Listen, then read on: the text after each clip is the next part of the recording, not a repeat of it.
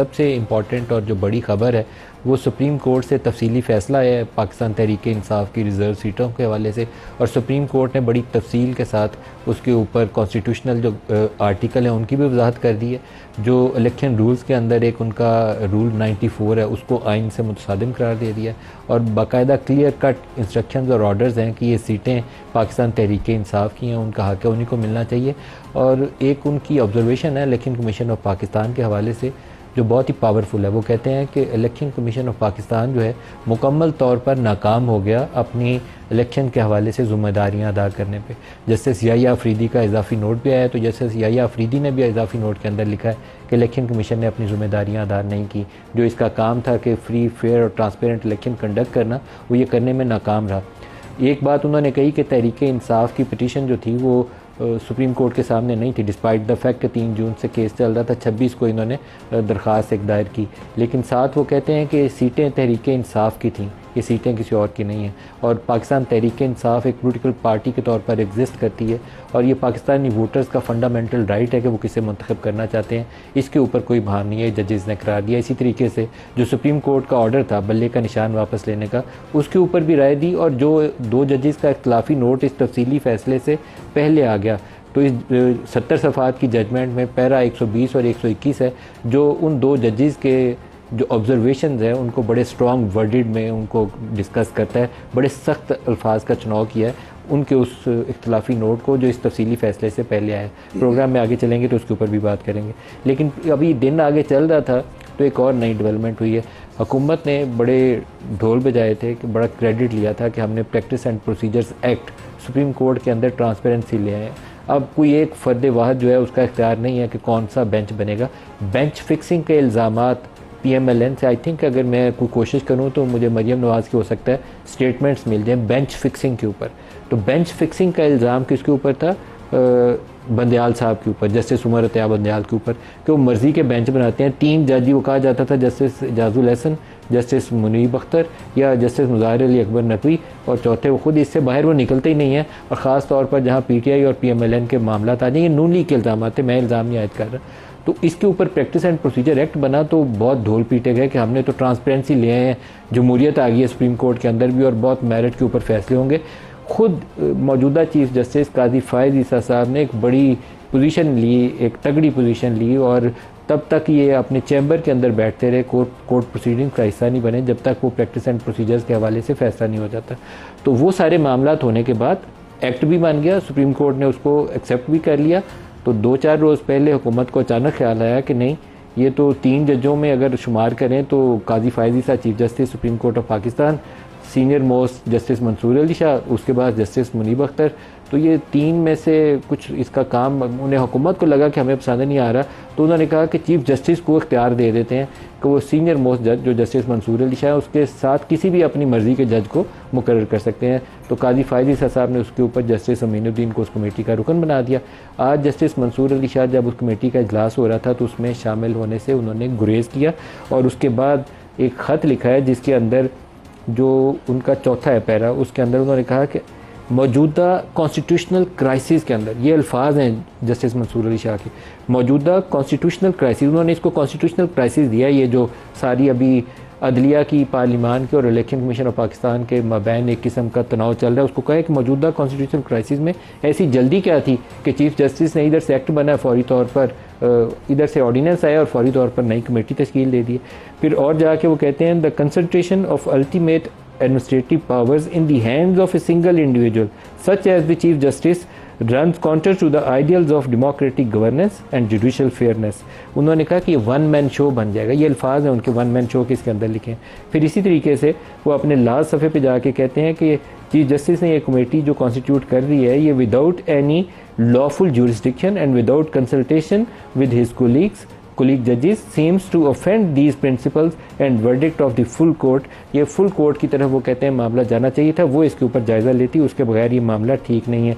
इसी तरीके से ये राजा आमिर की कोई जजमेंट है जिसके अंदर ये कोर्ट वर्किंग के हवाले से तरीक़ाकार तय किया गया था, उसके ऊपर भी उन्होंने अपनी राय का इजहार किया। तो प्रोग्राम में ये तीनों चारों इशूज़ डिस्कस करेंगे। हमारे साथ शख्सियात हैं इस्लामाबाद स्टूडियोज़ में हैं जनरल जाहिद महमूद साहब, मारूफ डिफेंस एनालिस्ट हैं, very warm welcome sir. Naeem Panjotha साहब हैं पाकिस्तान तहरीक-ए-इंसाफ से, आबिद शेर अली साहब हैं PMLN से, और माजिद निज़ामी साहब हैं सीनियर जर्नलिस्ट हैं। सबको खुशामदीद कहते हैं।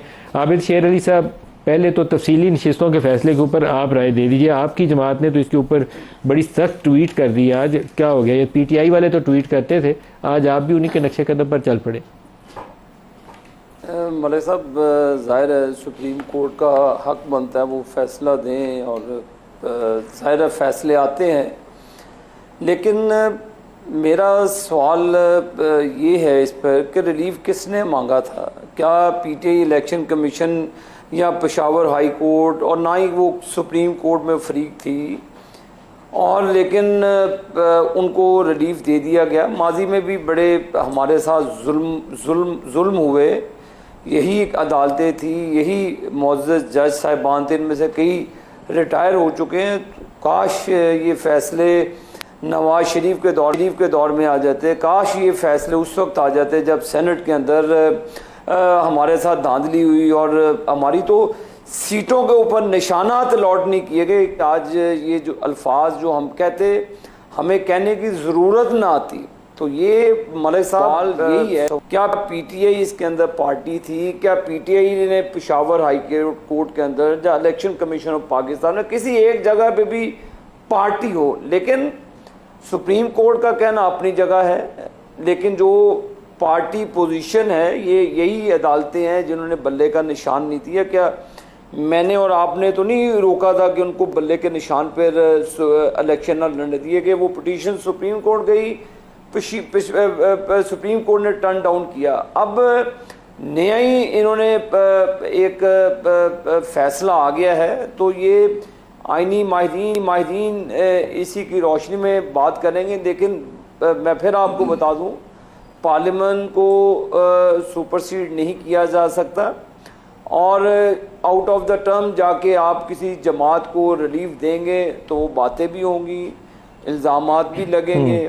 अच्छा, पंजोथा साहब से भी पूछते हैं, क्योंकि सुप्रीम कोर्ट के पास इख्तियार मौजूद है कि वो कॉन्स्टिट्यूशन की इंटरप्रिटेशन कर सकती है, और इस आज वाली जजमेंट के अंदर उन्होंने इंटरप्रिटेशन भी की है, और वो रूल 94 जो मखसूस नशिस्तों की अलॉटमेंट के हवाले से उसे आइन से मुतसादम करार देते हुए मेरे ख्याल में उसको null and void null and void करार दे दिया उसको। बिल्कुल जी, नल एंड वॉइड, बिल्कुल जी, नल एंड वॉइड करार दे दिया है। देखें, बात यह है कि जहाँ पर अब सुप्रीम कोर्ट ने फैसला दे दिया है, तफसीली फ़ैसला दे दिया है, जो कि हर रोज़ ये शोर मचाया जा रहा था कि तफसीली फ़ैसला है, तफसीली फ़ैसला है जी, तफसीली फ़ैसला आ गया।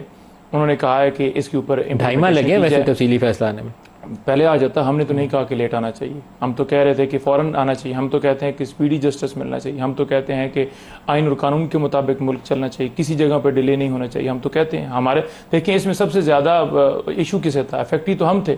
अब जहाँ ये बात मेरे भाई कर रहे हैं कि PTI तो पार्टी नहीं थी, तो क्या नून लीग या पीपल्स पार्टी या MQM पार्टी थी? क्या लोगों ने वोट नून लीग, पीपल्स पार्टी या MQM को दिया था? प्रोग्राम में दोबारा खुशामदीद कहते हैं। क्या सुप्रीम कोर्ट के फैसलों को अपनी पसंद या नापसंद के मुताबिक कबूल या उसको रिजेक्ट करना चाहिए, या सुप्रीम कोर्ट का फैसला पाबंद करता है पूरे पाकिस्तानी सिस्टम को कि उसके ऊपर अमल दरामद किया जाए? आइनी पोजीशन यही है कि सुप्रीम कोर्ट का फैसला बाइंडिंग है।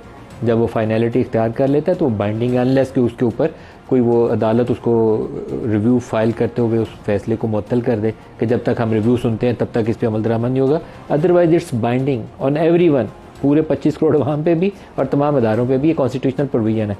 मरियम बेंच फिक्सिंग के हवाले से माजी के अंदर एक पोजीशन इख्तियार करती है, और वो दुरुस्त पोजीशन इख्तियार करती थी, गलत पोजीशन नहीं थी, क्योंकि मखसूस जमात के लिए मखसूस बेंच बन जाता था और प्रेडिक्टेबल डिसीजन भी आ जाता था। मज़े की बात यह है कि स्पिरिट सही थी, वो एक्ट पास करते हुए प्रैक्टिस एंड प्रोसीजर्स। इन्हीं प्राइम मिनिस्टर ने वो कानून पास किया था, और इसी प्राइम मिनिस्टर ने उसके ऊपर प्रेसिडेंट से कह के एक ऑर्डिनेंस भी जारी करवा दिया। नहीं पंजोथा साहब, अब ये कहानी किधर को लेकर जाएगी? आज मंसूर अली शाह साहब का जो खत है वो तो काफ़ी खतरे की घंटी पे जा रहा है। नदीम भाई, देखें बात यह है कि मंसूर अली शाह साहब का जो खत है, बिल्कुल उन्होंने बड़ा वाज़ह ठीक बोला है। और अगर हम बात करते या कोई और बात करता तो कहा जब तक शायद तहरीक इंसाफ का सपोर्टर है या कोई वोटर है।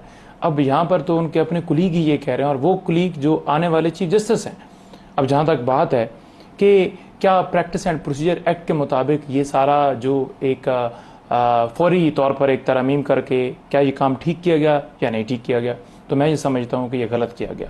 वो कैसे गलत किया गया कि पहले आपके पास 3 हैं जजेस, एक चीफ है और 2 सीनियर जजेस हैं जो कोई भी केस लगाने के हवाले से डिसाइड करते हैं, बेंच तश्कील देते हैं। लेकिन आप ये देख लें कि यहाँ पर काजी फैसल साहब और साथ उनकी मर्जी का एक जो जस्टिस है वो होगा, और फिर तीसरा ये नहीं कि आप चाहते हैं कि जो केसेस आपकी मर्जी के मुताबिक लगने चाहिए वो लग जाएं, और जो आप समझते हैं कि वो नहीं लगने चाहिए वो ना लगें, और जो मर्जी का बेंच बनाना हो वो भी कॉन्स्टिट्यूट हो जाए, और जो मर्जी का ना बनाना हो वो भी उसके ऊपर अमल हो जाए। तो ये वाज़ह नज़र आता है कि सिर्फ और सिर्फ एक जो है ना एक जमात को टारगेट और खुद को फायदा या एक पिक एंड चूज वाला मामला है। सेकंड बात ये एक स्टेटमेंट मैं सुनाना चाहूंगा आपको, नवाज शरीफ साहब की सुप्रीम कोर्ट के फैसलों के हवाले से दिखाएगा जी। सुप्रीम कोर्ट ने यहां पर भी यूसुफ रजा गिलानी को सजा दी है, और यूसुफ गिलानी साहब जो है वो सजा को तस्लीम नहीं कर रहे, और फिर कहते मैं अपील में जाऊंगा। तो अपील से पहले नीचे उतरो, घर जाओ, जब घर जाओगे अपील करो। अगर अपील में तुम्हारे खिलाफ फैसला होता है तो तुम बिल्कुल घर जाओगे, नहीं होता तो फिर तुम वापस अपने वजारत उज़्मा के मनसब पे आ जाओगे। लेकिन ये बात नहीं कि सुप्रीम कोर्ट फैसला दे और आप उसको मानने से इनकार करो। ये इंसानों की बस्ती है, इंसानों की, ये हैवानों की बस्ती नहीं है। हम इसको हैवानों की बस्ती नहीं बनने देंगे, ये इंसानों की बस्ती रहेगी। आबिद शेर अली साहब, क्या रद्द-ए-अमल देंगे आप? नवाज शरीफ साहब ने तो बड़ी एक वाज़ेह लाइन ली हुई है। वाज़ेह लाइन भी थी, और आज़ादी, जो जुडिशरी की आज़ादी के लिए उन्होंने लॉन्ग मार्च भी किया था। और फिर जिस तरह आपको पता अपने मनपसंद लोगों के लिए, अपनी ज़ाती अनाद के लिए सो मोटो का गलत इस्तेमाल किया गया, अपनी सेल्फ प्रोजेक्शन के लिए जो साकिब निसार और उससे पहले आने जाने वाले वो टिकट्स का इंतज़ार करते होते थे, जब टिकट्स चलेंगे तो उसके मुताबिक फिर इनकी ऑब्जर्वेशन आएंगी। तो ये हम ये देखें, अभी डिसीजन आया आबिद साहब, लेकिन इतनी हाई मॉरल पोजीशन है कि जैसे मरियम ने ललकार के उनको बेंच फिक्सिंग को ललकारा, नवाज शरीफ साहब ने सुप्रीम कोर्ट के फैसले के ऊपर, अमल दरामद के ऊपर ललकारा, तो आप फिर बैक ट्रैकिंग कैसे करेंगे?